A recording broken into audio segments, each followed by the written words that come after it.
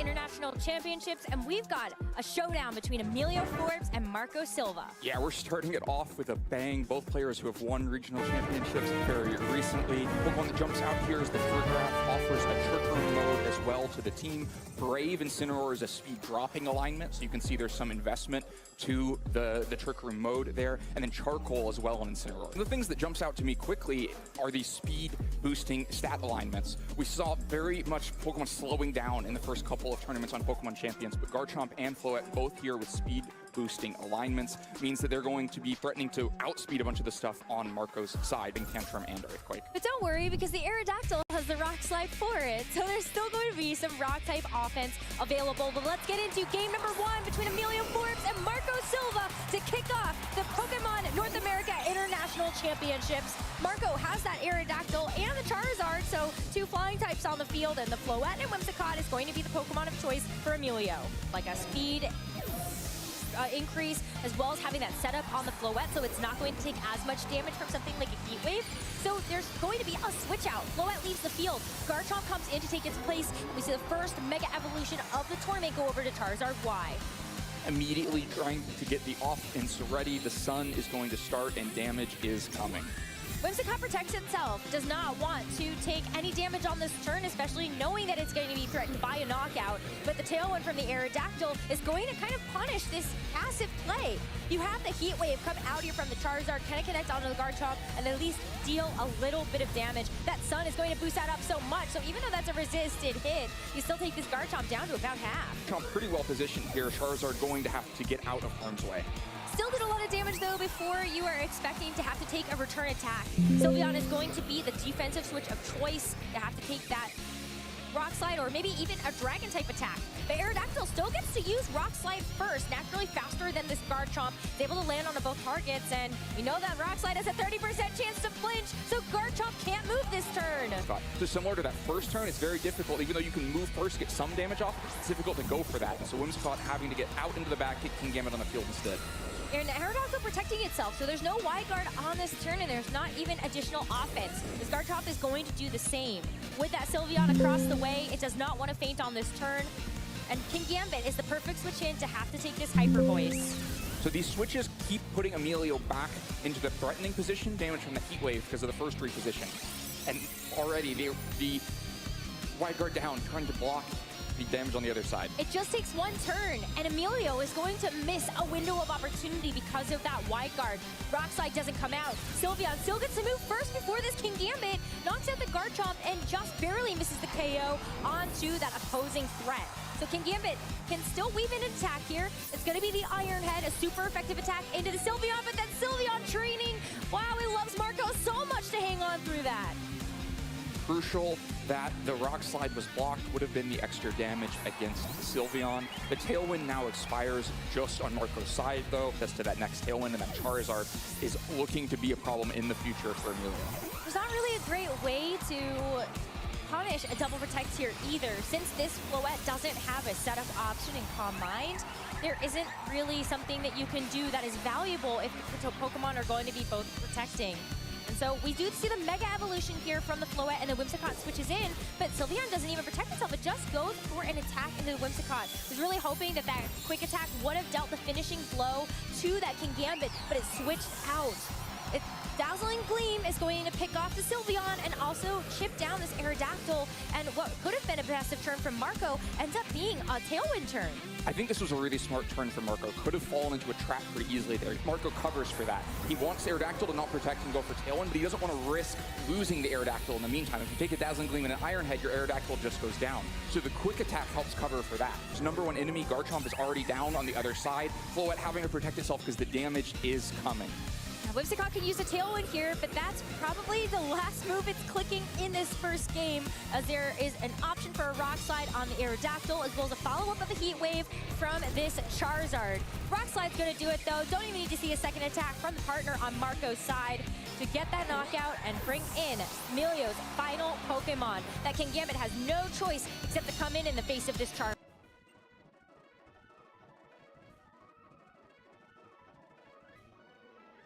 Jackson was a vital member of the team with plenty of heroics in the fourth quarter. Pop often clashed with Stack, and he felt that no player was above the team and the Spurs' way. Despite losing 6 different players from their championship roster, the Spurs' culture was based on finding who could seamlessly fit into their system. And that's why they added 2 more European players in Hedo Turkoglu and Rasho Nesterovic, as well as Robert Horry, one of the most clutch shooters in history.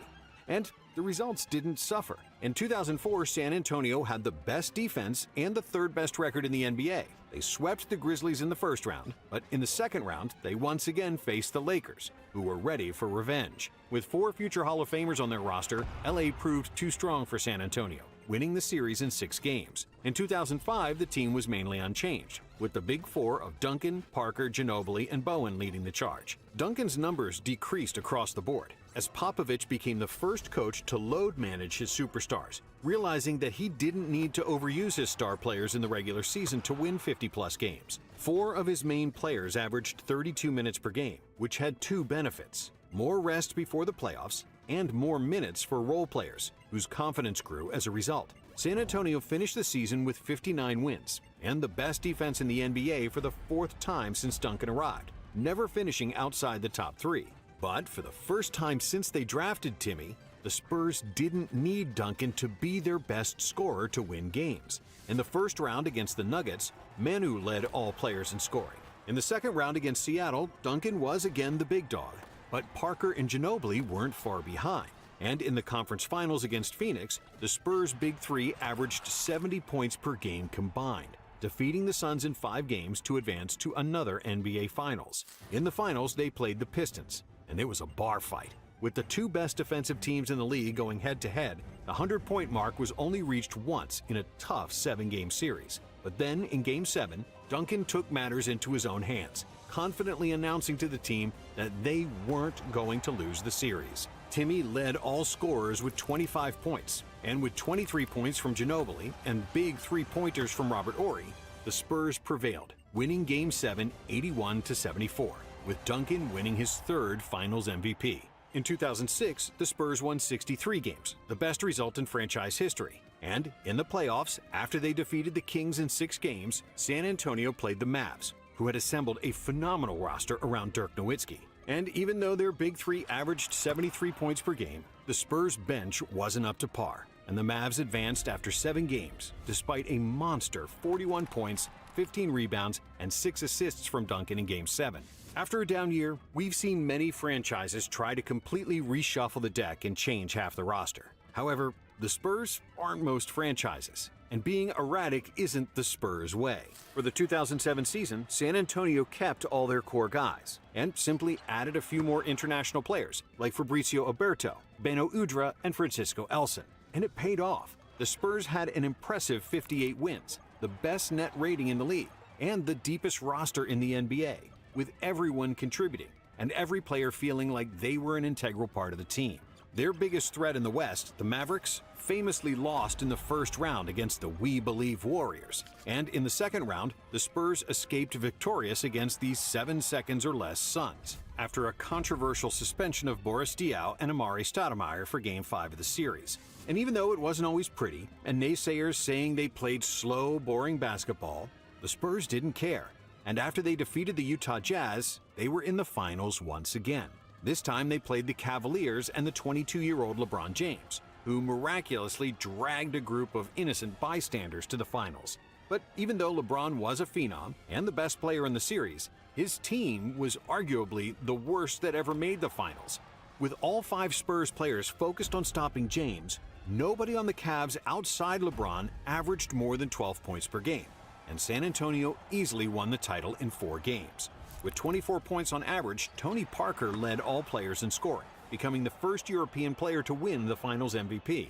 With 4 titles in 8 years, the legacy of the Spurs dynasty was complete. But they weren't done yet, even though it started to look like they were. Despite winning 50-plus games year after year, the playoff success they'd become accustomed to disappeared. In 2008, the Spurs lost to Kobe and the Lakers in the conference finals. The next year, the Mavs defeated them in the first round of the playoffs. And in 2010, the Suns swept the Spurs in the second round. finally avenging all those losses in previous years. In 2011, San Antonio won 61 games in the regular season, but after another first-round playoff exit against the Grizzlies, many people wondered if this was the end of Timmy, Tony, and Manu.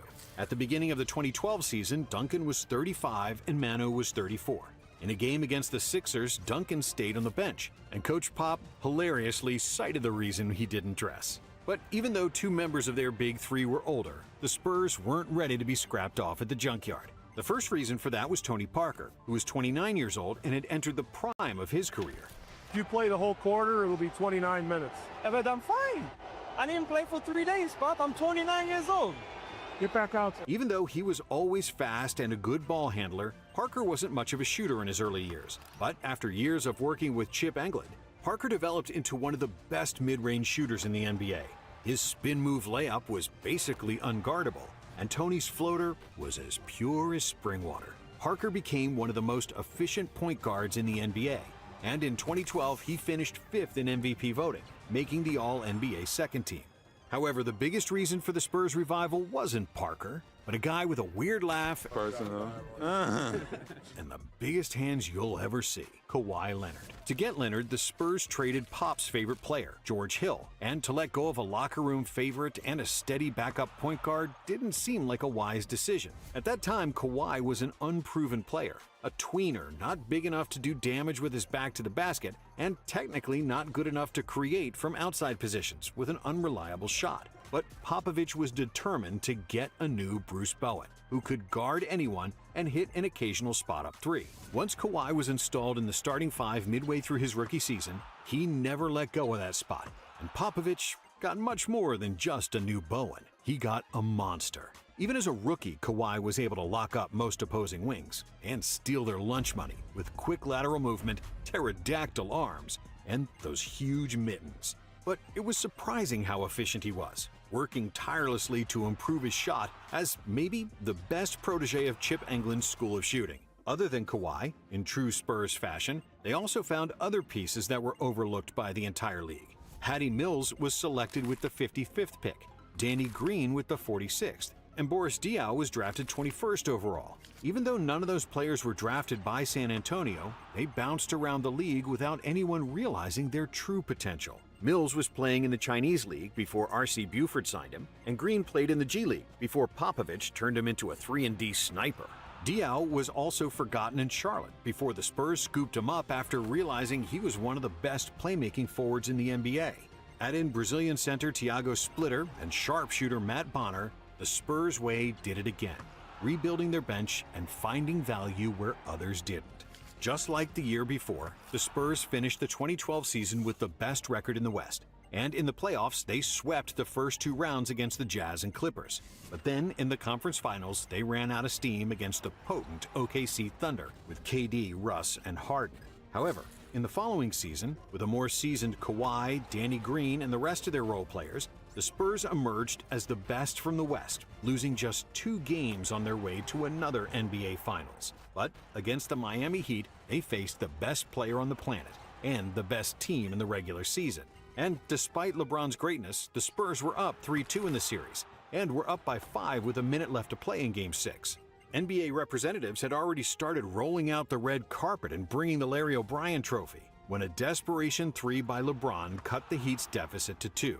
In the following possession, the Spurs hit just 1 of 2 free throws, which gave Miami a chance to tie. Rebound box, back out to Allen, his three-pointer, bang! Tie game with 5 seconds remaining! Miami miraculously survived and won Game 6 in overtime. And in Game 7, Tim Duncan failed his team for maybe the first time. Timmy missed a close layup that would have tied the game. And in the next possession, LeBron hit a game winner over Kawhi to clinch the title for Miami. Ginobili played badly in the finals, Duncan was 37, and most analysts believed that this was the last hurrah, and that the Spurs missed their final opportunity for a championship. But once again, the Spurs kept doing Spurs things. They added another European shooter, Marco Bellinelli, and started featuring Kawhi more in their offense, along with completely revamping their playing style, which showed the true genius of Greg Popovich. In the first decade of the Tim Duncan era, when Timmy was in his prime, the Spurs dragged games into the mud, playing at a slow pace, funneling opponents to the middle of the paint, and letting Duncan protect the rim. In the second part of Duncan's career, when he no longer had that same agility, the Spurs embraced the pro-European pace and space system that turned the former ugly duckling into a team that plays the most beautiful basketball in the league. Playing an extra pass, find the open man, give up the good shot for a great shot offense, and hard-nosed defense defined the new era Spurs. It is pretty much a European style of play of basketball, as far as everyone has a role and everyone contributes. Everybody has got to be able to pass, and everybody has got to be able to think about the game and play defense the right way. It's not like, okay, we have a shooter and that's the only thing he can do. Everyone on the Spurs has to be able to do everything. And I think in Europe, that philosophy starts at a young age. Boris Diaw. Pop is an innovator. He leads the charge in a lot of areas of coaching, especially at this level, said Coach Mike Brown, a member of Pop's staff from 2000 to 2003. He does not rest in terms of thinking about the past. He's always thinking about what he can do to change and make the Spurs better going forward. And while the rest of the NBA thought the Spurs were toast, the Spurs toasted the entire NBA. They once again had the best record in the league, with the best net rating, even though their best scorer, Tony Parker, averaged just 16.7 points per game. However, in an egalitarian system where everyone gets the same opportunity to dribble, pass, and shoot, the Spurs had 8 players scoring more than 9 points per game, which made them impossible to guard. San Antonio defeated Dallas, Portland, and OKC to reach another NBA Finals, and again faced the Miami Heat. But this time around, the Heat had no chance. With their quick passes, ball, and player movement, Miami's trapping defense didn't work because they simply couldn't rotate fast enough. The Spurs shot 53% from the field and 47% for 3 in the finals, beating Miami in 5 games and celebrating their 5th NBA championship. Thanks to a suffocating defense and unreal shooting percentages, 61% from the field, 58% from 3, Kawhi Leonard was deservedly named the Finals MVP. But this title was special because it was a complete team effort, with San Antonio playing arguably the most beautiful basketball in NBA history. In the following season, Duncan made the All-NBA team at the age of 39, and Kawhi blossomed into a star, winning Defensive Player of the Year. But the Clippers, with prime CP3 and Blake Griffin, found a way to finally overcome San Antonio in 7 games.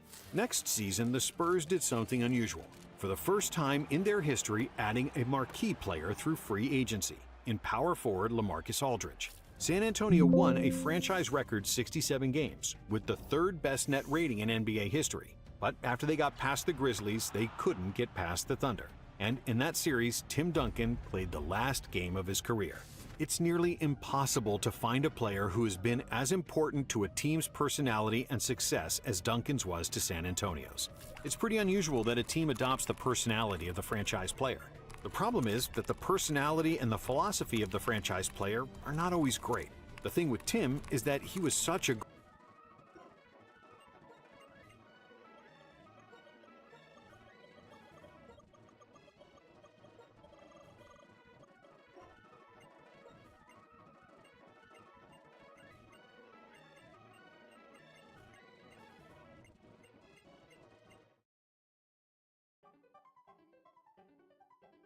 Pokemon World Video Game Championships here in Washington, D.C. My name is Evan Lattin. I am joined for our Masters Division Finals by my co-caster, Scott Glaza.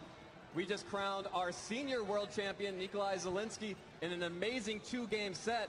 And now, the main event, we're here to crown the Masters World Champion.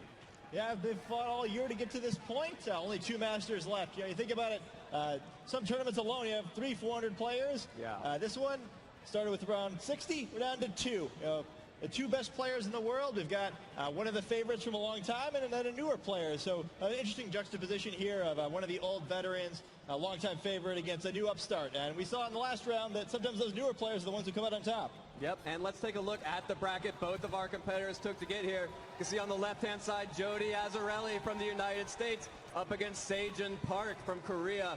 Of course, we saw a lot from Jody yesterday when he played against Marcus Liu from Germany, who then beat Ryosuke Kosuge from Japan. But we had 7 different countries compete in this tournament and the Masters division at the top cut level. And now we're down to these two, the United States and Korea. Yeah, that kind of makes it exciting, starting with so many different countries. The World Championships is always a tournament that had a lot of different countries participating, but until recently, the balance of power wasn't as even. This year was 7 different countries in the top cut like this. It really shows that no matter where in the world you're watching this from, you definitely do have a chance at coming here and becoming the world champion. This year we get Sejin Park facing off with Jody Azarelli. We've seen a lot of Americans in the finals here. This is the first time we've had a Korean player in the world finals, so that should be exciting. And especially considering who these two players are, very exciting matchup here between two top players. Yeah, let's take a closer look at our two players. On your screen is Jody Azarelli from the United States of America. Clearly got some hometown fans here. With that Charizard, Tyranitar, Garchomp, Salamence, Mo Rotom, and Lucario is his team. His accomplishments, 7th place, 2014 Nationals, I believe that should be. And also 2nd place at the local Apex tournament this year in 2014. Really the underdog in this match, I think. Yeah, absolutely. He doesn't have the storied history that Sejin does, but he'd have a great breakout performance at U.S. Nationals, making it to the top cut there. It was a very difficult tournament to get through. One of the first VGC tournaments to have 2 days of Swiss, so a qualification stage sort of, and then a second day of Swiss to tier players out a little bit more, and then that top cut bracket stage. So getting all the way to the end there was a huge accomplishment. Really showed he was one of the best players in the country, and also gave him some great practice here, but shown he's one of the best players in the world. And here's his opponent, that's Sejin Park. Still has some fans in the crowd too. You can see on the left-hand side, lower corner, some of the reason why he has so many fans here in the stadium. That's Pachirisu on his team, Gothitelle, Gyarados, Garchomp, Gardevoir, and Talonflame. And you can see it's got a few accomplishments listed there. Runner-up is 2011 Worlds as a senior. 5th place 2012 Worlds Masters, 5th place 2013 Worlds Masters, and now he's finally made it to the final stage here. This is a competitor we've seen for every year basically, but he's never made it to the finals as a master. That's not all too. He also is the 2011, 2013, and 2014 Korean national champion. He's actually won the nationals there every year, but he's needed to win it. The only year he didn't, he had an invitation to Worlds from having made it to the finals as a senior the previous year. So what you're saying is he's kind of good at this game. He's all right. I know he got 8th in a Wi-Fi tournament once, so up and down, but certainly one of the game's legendary players. I think that most people in the community around the video game would probably agree that Sejin is the best player who's never won a world championship. Very excited to see him in the finals here with a chance to finally get that crown after accomplishing so much else. Yeah, it's going to be interesting to see who will take it home, and here are the prizes they will be competing for again. We have over $100,000 worth of scholarships, as well as that nice Pikachu World Champion trophy, exclusive Pokemon Worlds merchandise, as well as a trip to the 2015 World Championships, wherever they may be. And of course, the title, World Champion in the Masters division. Yeah, definitely the most prestigious title in Pokemon there. A lot of players compete. It's definitely by far the most attended division. Very prestigious to try to get just to this tournament at all, let alone to the top cut, let alone to the finals. It's something that Sejin's worked a long time for. Jody started this year really making a push for it toward the end of the season here. It would be a big deal for either of these guys to do it. In Sejin's case, it would be that final accomplishment to prove he really is one of the best of all time. And Jody, it allowed him to make a big jump into that pantheon of greats that maybe players hadn't expected him to make so quickly. Yeah, we'll have to see who's going to be able to come out on top. It really takes a little special something to get that final push over to become the champion. And we're going to hear right now from someone who knows a little bit about that, 2013 World Champion, Arash Ahmadi. Yeah, Arash is 100% correct. This year was even harder than ever to do well at the World Championships. And here we have two of the best players. You can't even argue it anymore. The two best players in the world right now, Jody Azarelli and Sejin Park. Yeah, and I think another interesting point he made was the idea of sharing ideas with friends. I know that's one thing that's going to be a big factor in this matchup. One of Sejin's most surprising Pokemon in that Pachirisu there is actually a favorite of one of Jody's friends. If anyone's going to know how to deal with the tricks in Sejin's pack, it should be Jody, right? So that's going to make this matchup very interesting. Also, I kind of like the underdog story of Arash last year. He's right that no one was expecting him to win it all. I think maybe he underestimates how well that much of the community knew he was a strong player. But Jody's similarly surprised to get to this point where Sejin is the favorite. But, underdogs win. We saw that in the seniors, and we saw that last year in Masters. So anything could definitely happen in this match. Anything can happen, and I just can't wait to get right into this match. Let's go right to the stage to introduce our players. Ladies and gentlemen, Up next on stage, we have the final match of the event, the Pokemon Video Game Masters Division Finals! Our competitors are, from the United States, player 1, Judy Azarelli!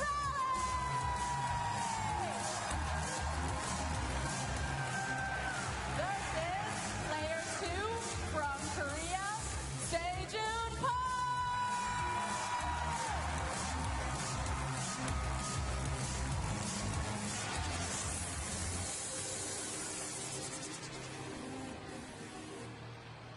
I love those intros.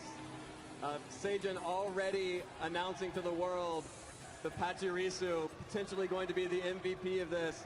But both of these players coming out with huge fan followings in the crowd. I don't know if you could feel it at home, but it was basically, it felt like an earthquake here in the stadium.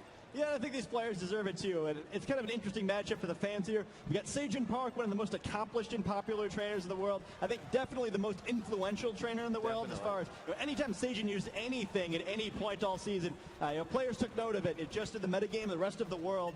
So someone who has a huge following here, but he definitely deserves. On the other hand, you've got Jody here. Everyone loves the underdog story. And as the American here playing in the capital of the United States here, Washington, D.C., certainly expect that a lot of the home crowd will be on his side.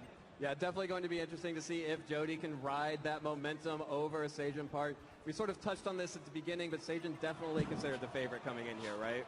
Yeah, I think so. I mean, the Pachirisu falling over there may be an omen of things to come. But ominous early warning. I think Sejun's definitely the favorite here, though. I mean, he's certainly got the experience. It's hard to argue against him here. And I think that's some of the fun of this matchup. Whenever you go into a match like this, with one really accomplished player, you expect them to come out on top, but we've seen all weekend that's not always what happens. A lot of the players who did very well at past World Championships had really tough runs here. Both the previous World Champions were eliminated pretty quickly here, so just because he's the favorite doesn't mean he'll come out on top. However, I do think that there's a reason most of the community would say he's the most deserving player who's never won a World Championship before. It'd be a very tough opponent for Jody to kind of try to come on top of here.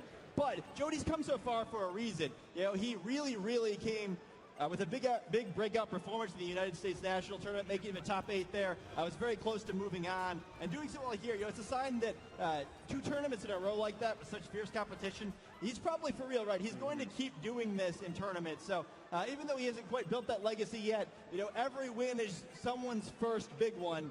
And Sejun might have to be careful that he's not on the wrong side of one here. Yeah, I mean, sometimes Pokemon's all about momentum and when you get hot. And if Jody has just started getting hot at Nationals and he's carried it through to Worlds, that's the exact right time to do so. Yeah, I don't think anyone was expecting Sejun to lose the 2011 World Championship Finals for the senior division either, but Sejun did get the second place trophy that time. So we'll have to see here if Sejun will be able to do what he couldn't do the first time and get that first World Championships for him. All right, we are jumping right into team preview. On your screen, you're seeing Sejun Park from Korea's team. Lead slot, Pachirisu, Gothitelle, Gardevoir, Gyarados, Talonflame, and Garchomp. Pachirisu chants already starting in the crowd. Up against Jody Azarelli off screen, he's running a Tyranitar, a Charizard, Salamence, Garchomp, Lucario, and Mo Rotom. And it's going to be an explosive battle. Absolutely. We've got a really fascinating matchup here. We see the players getting into it quickly here. I think on Sejun's side, that Gardevoir, which we didn't see the last time he was on stream, is likely going to be a big deal here. There's 3 Pokemon in Jody's team that are weak to Fairy-type attacks. There's a single Pokemon in his team that resists both Fairy and Psychic type, so should be a good matchup for the Gardevoir. We did see also Sejun using that Mega Gyarados previously. That Mo Rotom Jody's using that we haven't seen all season. Very good against Gyarados. It's the only Rotom that's neither weak to that Earthquake and resistant to that Water-type attack, so it should help him out a little bit here if he's choosing to use it. Also a good matchup for that Tyranitar and that Garchomp offensively for Jody, though he's going to be very careful to avoid the support Pokemon in Sejun's team with Pachirisu and Gothitelle. Right, and just as you mentioned, that Gardevoir on the stage alongside alongside that Garchomp, up against Jody's Tyranitar and Charizard leads. And let's just go one more time. The first turn of the first battle. Let's hear it one more time for Jody and Sejun here in the studio. Interesting leads here from Jody. Leads both of his potential weather setters here up against that Gardevoir and the Garchomp. Yeah, this is definitely one matchup that will come down to a weather war. Jody's probably going to have a preference between which one of the two he wants up, but without a competing weather here, he can afford to be a little bit more careful. Or he's a little bit less careful. Yeah. What he does need to be careful about is Gothitelle switching it at an inopportune time here, especially with a couple choice Pokemon on his team. He's going to be really careful about what he lets it do. We do see a Protect coming out from that Charizard immediately, but Moonblast from Gardevoir gets the super effective attack onto Tyranitar, but it is going to fire back with a Stone Edge, getting a whole lot of damage there. Rock Slide from Garchomp is going to be avoided by Charizard thanks to that Protect. Deal a little bit of damage to that Tyranitar, enough to put it into Moonblast KO range. Sandstorm not quite enough to get the KO onto Gardevoir there. Creates a complicated decision here for Sajin. Gardevoir with one tick of sand, going to be able to knock it out now. Do you withdraw the Gardevoir? Because on Jody's end, he's kind of a difficult situation also. If he wants to leave this Charizard in, he has to Mega Evolve it, most likely, which would negate that sand. So both sides have some things to consider here. Tyranitar has to be careful since it'd be knocked out by another Moonblast with that faster Gardevoir. Both Pokemon showing their choice scarves there. They have to both be careful on this turn, but I wouldn't be surprised to see one of the two of them take a risk. This is going to be a matchup where they both have a lot of very offensive Pokemon, and there's going to be a lot of high-risk maneuvers. Whichever one of them is going to get the most cheap attacks there when opponents not expecting it is probably going to come out with the win here. And it looks like Jody is going to switch out that Tyranitar for Mo Rotom. Double switching, does not like the matchup from either of his Pokemon in favor of that Salamence now. Is going to be able to intimidate the opposing Garchomp, but Gardevoir is not going to be too worried about that. The Moonblast is going to come back out from that Gardevoir onto Mo Rotom this time, dealing some more great damage there, as Dragon Claw from Garchomp is going to be used on that Salamence. The berry is going to help and deal just a very little bit amount of damage there thanks to that Happen Berry. And the stand is going to be able to get the KO on Gardevoir right there at the end. So Jody Azzarelli taking the first Pokemon knockout. Yeah, Sajin choosing to make a sacrifice there. Likely he expected that to happen there, judging by the way he played out that turn. We just see the Citrus Berry activating for Rotom there, healing up there to get Jody in a little better board position there with higher health Pokemon in both of his slots. He does get the early lead there, which is a big deal. I think removing that Gardevoir is a big deal. I mentioned previously that there are a lot of Pokemon on his side of the field that are weak to Moonblast. He's brought at least 2 of them, so he really doesn't want to have to deal with that for long periods of time. I think that letting it go so early is dangerous unless Sage's got a great plan here for how he wants to deal with the situation without it, because if he was able to get 3 or 4 Moonblasts off, it's very likely Sage would win the game there. So huge start for Jody to get rid of it. Yeah, and we do see the Pachirisu on the field, and the crowd goes crazy as soon as Pachirisu makes it out. Interesting choice to bring in. Pachirisu is a very disruptive Pokemon. Of course, able to abuse that Follow Me ability to redirect any attacks towards it, and a bevy of other support options as well. Yeah, the Follow Me here is an interesting option. In this matchup, it's not going to be able to do too much with its Volt Absorb, but it will be a little frustrating against Rotom if it's out against Gyarados later, or it won't be able to use that Thunderbolt in fear of just healing the Pachirisu. And Salamence does not want to stay on the field, scared away from that Pachirisu. Switches out for Tyranitar. That Follow Me is going to come out from the Pachirisu. We will see the Rock Slide from Garchomp. Tyranitar avoids it, but will be able to connect with Rotom to deal some damage there. Very bulky Rotom, as you can see, and Leaf Storm coming out onto Pachirisu. The poor little squirrel only takes about 50% from that and eats its Citrus Berry to heal right back up, while Rotom has lost a lot of special attack and a lot of offensive power from it. Yeah, it's impressive how bulky that little Pachirisu is.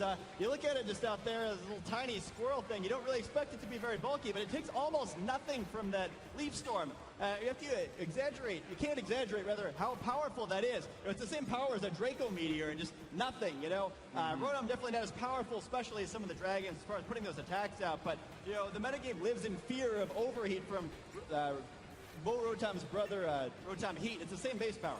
And we do see Garchomp's going to protect, letting Pachirisu do everything. Oh, the correct prediction there. The Nuzzle from Pachirisu going to be able to get the damage and paralysis onto that Tyranitar. That Scarf Tyranitar is now worthless. Now it's paralyzed. Huge protects coming out from Sajin, blocking both the Ice Punch and the Will-O-Wisp and getting the paralysis on that Scarf Tyranitar. Yeah, excellent play there. You probably noticed the Cherish Ball previously, knowing that this Tyranitar is from that promotion. only way you can get Ice Punch. So also notice there's no egg moves on this Tyranitar, so he gets some useful information there, and also makes a fantastic play by slowing it down. Usually gets the knockout on Guard Chomp with Ice Punch. There's a chance it survives with some defensive investment, but not an issue there. Now Guard Chomp going to be able to deal with this Tyranitar as it normally would. Rotom not too threatening out in the field now with that reduced special attack from using Leaf Storm, so better position now for Sajin to be in. And when Pachirisu is going to redirect all targets, I'm pretty sure Jody would want to get that off the field right now anyway. As we do see Garchomp's Dragon Claw is going to attack that Rotom, and Will-O-Wisp redirected away from Garchomp onto Pachirisu, now burnt. We'll be taking that burn damage every turn in addition to some more turns of sand as Ice Punch comes through from Tyranitar, still dealing almost no damage. And fortunately for Sajin, that Sandstorm is going to subside this turn so that we don't have to worry about any additional chip damage. Yeah, Pachirisu now has to at least be attacked once more, or it'll survive 2 more turns after that burn damage, but likely going to follow me and go down anyway. Garchomp probably needs to try to get a knockout on this turn. Doesn't necessarily need to get both of the enemy Pokemon since it can get another one on the next turn after the protection from the follow me, but Sage is going to need to start picking up Pokemon here. There's a lot of weakened Pokemon on Jody's side, but he does need to start evening out the Pokemon score. Even with a bunch of weakened Pokemon, playing from 2-4 down is going to be pretty tough. However, Garchomp still has a full health here. We still have a full health Pokemon in the back. So Sajin is definitely setting up to make a comeback here. He's trying to win the late game, not necessarily just on Pokemon score. And it looks like Sajin's going to protect his Garchomp, sending out Talonflame as Protect comes out from Pachirisu. Going to try and keep that Pachirisu on the field. Leaf Storm into the Protect. Ice Punch into that Talonflame. That's some good damage onto Talonflame. And the freeze! The Ice Punch gets the freeze onto Talonflame. It's stuck in mid-air. Can't do anything. Really unfortunate break there on the switch in. Now you wonder how it stays floating like that, but a really, really big freeze there. And that was sort of the issue of that Pokemon lead that Jody started to accumulate there, is that one wrong thing happening and there's just not enough ground to make it up. I think if Sajin had gotten a position where he just had mostly full health Talonflame and mostly full health Garchomp out, it would have been a good situation there. But Pachirisu now only has a turn left, unless he's able to absorb a Thunderbolt with that Volt Absorb. And Talonflame is... the thaw as Overheat comes out from Talonflame. Sajin is not playing around. Overheat gets the KO onto the Rotom. Rotom, problems. It faints and goes back to Jody's trainer. Tyranitar is still out though. You see the Life Orb from Talonflame as Super Fang from Pachirisu. Not dealing quite that much, but the paralysis. Tyranitar fully paralyzed. Sajin was not happy about that turn of freeze, and Pachirisu finally faints thanks to the burn. Yeah, Pachirisu certainly did his job, though. It's gotten Sajin into a very manageable position now. Even though he's facing a decent Pokemon deficit here, he does have a bunch of damage on most of Jody's Pokemon, so it's not impossible he can come back from this one. However, he does still have that Salamence in the back. That Intimidate will be a big problem for both of these Pokemon, but the combination of Brave Bird and Rock Slide is still going to do a lot of damage to Charizard here if Sajin chooses to go that route. Even though Jody looks like he has the lead there, I don't know if he really likes this position. He's going to have to cut this very, very close to come out with the win. Of course, you have to be careful with that Talonflame too, because it deals just as much damage to itself as it does to you. We do see Salamence switching in right now, going to get that Intimidate off onto both the Garchomp and the Talonflame. Going to be huge coming up as both of those physical attackers are going to want to abuse their physical moves. Charizard going to go ahead and Mega Evolve into Mega Charizard Y. Going to summon the Drought. Going to bring the Sun and strengthen the attack of all the fire moves on the side. Of course, Talonflame probably not going to want to be using that anymore, but Brave Bird will come out from Talonflame using that ability to make it priority. It's going to deal a lot of damage to Charizard, a little bit over half. Hits the recoil damage and the Life Orb damage, and the Rock Slide is going to connect with both Charizard and the Salamence. Is it going to be enough? Gets the KO on Charizard. Salamence still around, but Charizard going down for free. Pretty big deal. Yeah, I think Sajin should be able to take this one. And that Super Fang in the last turn by Pachirisu there, but it seems like it was so irrelevant, only doing 17 damage there. I don't know if it's actually going to end up being so. With that extra damage there, you're going to feel very safe that even intimidated, Talonflame can finish off this Tyranitar if it needs to. I've already seen that the Salamence has the Hobbenberry, not a Choice Scarf, so Garchomp should be able to finish it off. And we see the forfeit. Yeah, Jody going ahead and forfeiting, and Sajin Park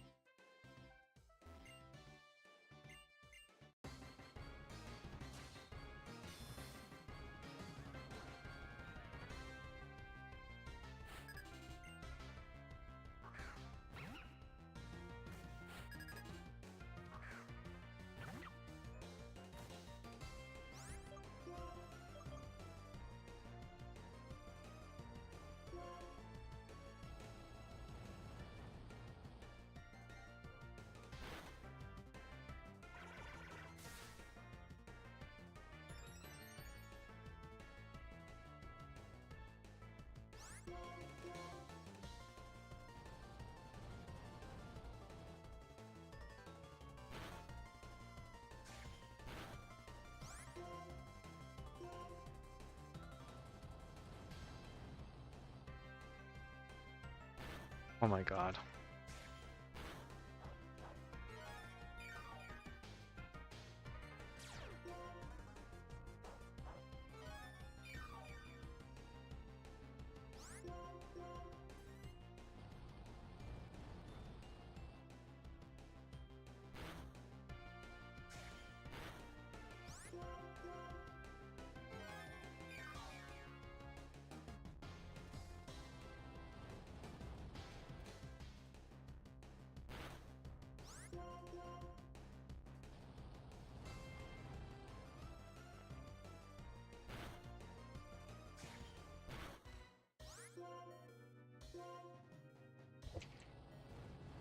Ah.